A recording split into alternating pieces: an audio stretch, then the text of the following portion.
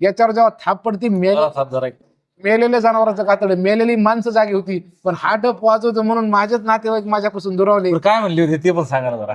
हा डप मी वाजवतो म्हणून माझे नातेवाईक, मला 10 वर्ष झाले कोणी काही बोलत नाही. माझ्या कार्यक्रमाला मी त्यांना किती वेळ तरी आमंत्रण दिलं, ते काय येत नाही. मग मी जराशी त्यांच्यावर चिकित्सा केली, मी अभ्यास केला. मला असं वाटलं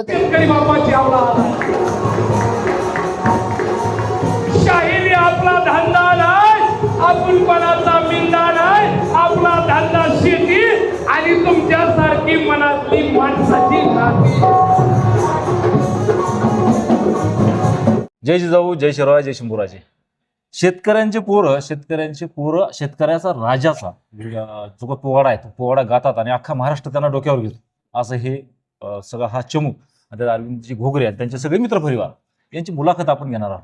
आजचा मुलाखतीचा योग असा आलेला आहे की या ठिकाणी स्वराज्याचे तिसरा डोळा म्हणून आपण त्याला बहरजी नाईक त्यांच्या आणि छत्रपती महाराजच्या मैत्रीवरचा हा त्यांनी लिहिलेला पोवाडा आज या ठिकाणी सादर करणार आहेत.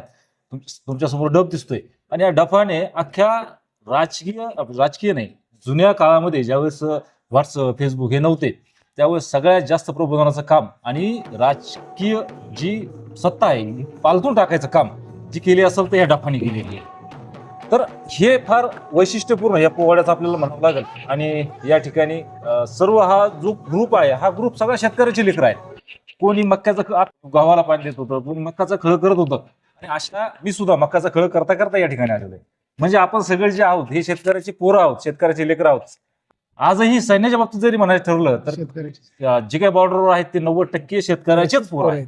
आणि त्यातून हा जो समूह आहे, हा जो गट आहे, हा आता पोवाडा सादर करणार आहे.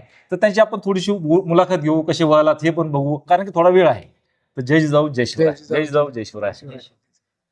तर आपल्या या सगळ्यांची ओळख करून द्या, कारण की प्रत्येक जण वेगवेगळ्या गावातून आलेले.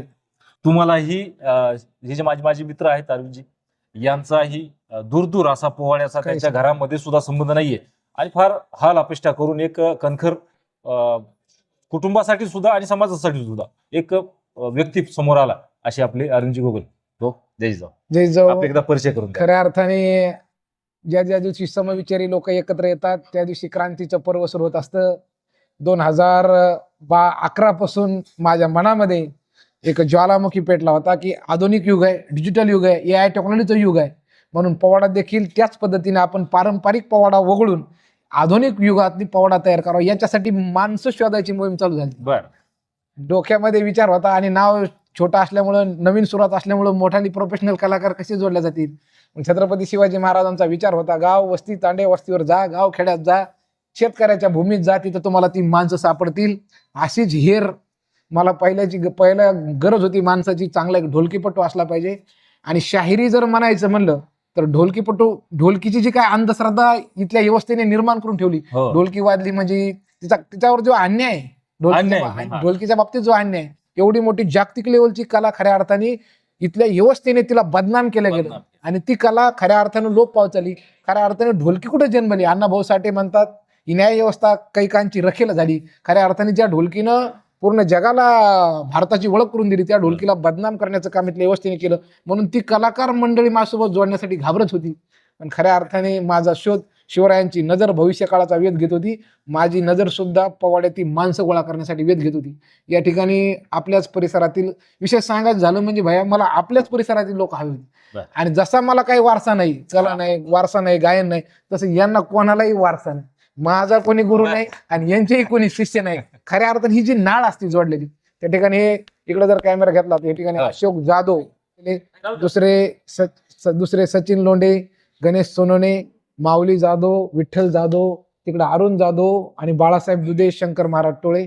खऱ्या अर्थाने दीपक भैया सांगायचं झालं तर रक्ताची नाते आटातटीच्या प्रसंग वेळेस धोका देतील, दगा देतील.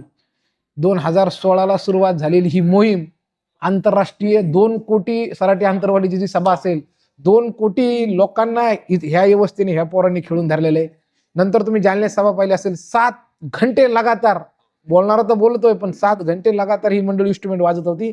खऱ्या अर्थाने मला यांच्याबद्दल सांगायचं जर झालं, विशेष म्हणजे मला एक सांगायचा आवडेल याच्यामध्ये की यांनी सभा केली, सराटी आंतरवालीचं नाव यांनी घेतलं, जालन्याचं नाव यांनी घेतलं. ही मराठा आरक्षणासाठी असलेली सभा पण याच्यामध्ये सगळे आम्ही जो आहोत हे सगळे बहुजन. 18 पगड हो. जातीचे सगळे जे जसे मावळे येतात तसे हे सगळे बरोबर. बांधव आपल्या या ठिकाणी दिसतील. बरोबर. बरोबर. हा. छत्रपती शिवाजी महाराजांनी विचारत तो त्याला, मराठा ही संज्ञा जातीवाचक नसून प्रांतवाचक, म्हणून ही 18 पगड जातीतली माणसं एकत्र केली आणि त्यांनी तनमन धनाने आज आम्ही 2500च्या वर महाराष्ट्रात प्रयोग केले, जागतिक लेवलचे 2 रेकॉर्ड केले.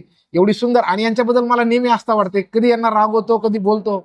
रक्ताच्या नात्यापेक्षाही श्रेष्ठ नातं काय असेल तर मित्र परिवाराचं, विचाराचं नातं असतं. आणि खऱ्या अर्थाने माझ्या पोवाड्यापेक्षाही मला कौतुक आहे लेकरायचे, कारण मी जो काही तयार झालेलो, माझ्या मनामध्ये उमेद होती, माझ्या मनामध्ये इच्छा होती. जर ही लोक माझ्या बरोबर नसती तर अरविंद घोगरे कधी तयार झाला नसता.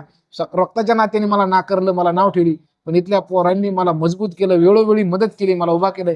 आज शाहिरी माना जो टीम खऱ्या अर्थाने उभे, याचं सगळं श्रेय या मंडळीला देऊ इच्छितो. कारण प्रामाणिकपणे कधी 2 रुपये दिले, कधी 5 रुपये दिले, कधी 10 रुपये दिले, म्हणजे 5,000 दिले तरी खुशी नाही, 2,000 दिले तरी गम नाही. पैशाचा विचार न करता महाराजांचा विचार पोहोचला पाहिजे. आणि मी भाग्य म्हणतो, ह्या डप्पा तुम्ही सांगितलं, हा डप आहे, या डपामध्ये मेलेल्या जनावराचं कातड आहे. याच्यावर जेव्हा थाप पडती, मेलेल्या जनावराचं कातड, मेलेली माणसं जागी होती, पण हा डप वाजवतो म्हणून माझेच नातेवाईक माझ्यापासून दुरावले. काय म्हणले होते ते पण सांगा ना जरा. हा डप मी वाजवतो म्हणून माझे नातेवाईक, मला 10 वर्ष झाले कोणी काही बोलत नाही. माझ्या कार्यक्रमाला मी त्यांना किती वेळ तरी आमंत्रण दिलं, ते काय येत नाही. मग मी जराशी त्यांच्यावर चिकित्सा केली, मी अभ्यास केला. मला असं वाटलं, त्यांच्या मनातली भावना जाणून घेतली.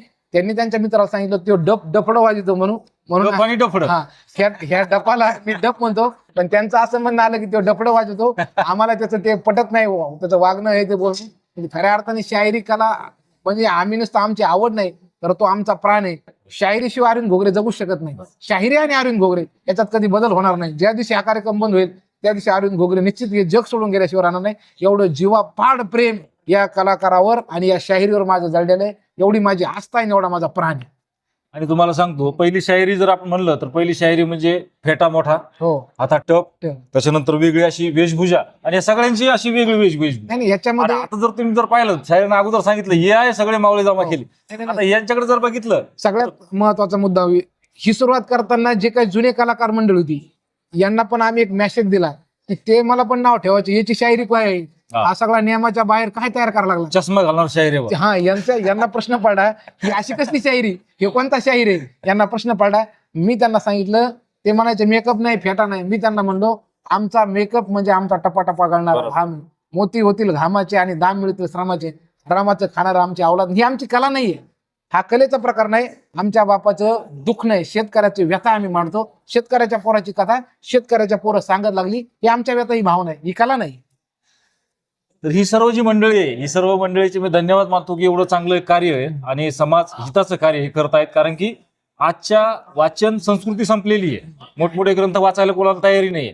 आता काय पाहतात तर एक तर असे कार्यक्रम असतील किंवा मग तुमच्या मोबाईलवरची येणारे जे व्हिडिओ असतील ते पाहतील किंवा युट्यूबवरचे व्हिडिओ पाहतील. तर ही सगळी जी काही मंडळी आहे, ही मंडळी त्याच माध्यमातून आता प्रेक्षकांसमोर जात आहे. आणि जो शिवविचार आहे, शंभू विचार आहे, शिवराज्य म्हणतो आपण, रामाच्या नंतर शिवराज्य, शिवराज्यानंतर अजून काही राज्य काही आलं नाही, पण ते राज्य तयार कसं व्हावं, यासाठी समाज कसा तयार करावा, त्यासाठी ही जी मंडळी आहे ही अवरात्र झटते. याच्यामध्ये प्रत्येकाचं काम हे लाख मोलाचं आहे. कारण की त्यांनी सांगितलं की ढोलकीचं जे लोक समजतात अशा प्रकारे चुकीच्या पद्धतीने समजतात आणि त्याच्यानंतर काय पूर्वग्रह होतो. नुसतं ढोलकी म्हणजे टुन टुन टुन टुन वाजणारी तमाशातली काय म्हणतो आपण त्याला, बरोबर, तमाशात. हा, तो ती काही चाल नाही. तर ही सुद्धा या पोवाड्यामधली चाल सुद्धा, पोवाड्यामध्ये अंगामध्ये स्फुरण आणण्याचं काम आणि बेभान होऊन लढणारे जे मावळे होते ते मावळे तयार करण्याचं काम सुद्धा याच अशाच काही व्यवस्थेने त्या ठिकाणी सुद्धा त्यावेळेस सुद्धा केलं होतं. आणि आजही तीच मंडळी आता आपल्याला करत आहे. तर आता त्यांचा पोवाडा जो आहे भरजी नायकावरती मैत्रत्वाचा पोवाडा आपण ऐकू. धन्यवाद. जय जिजाऊ, जय शिवराय.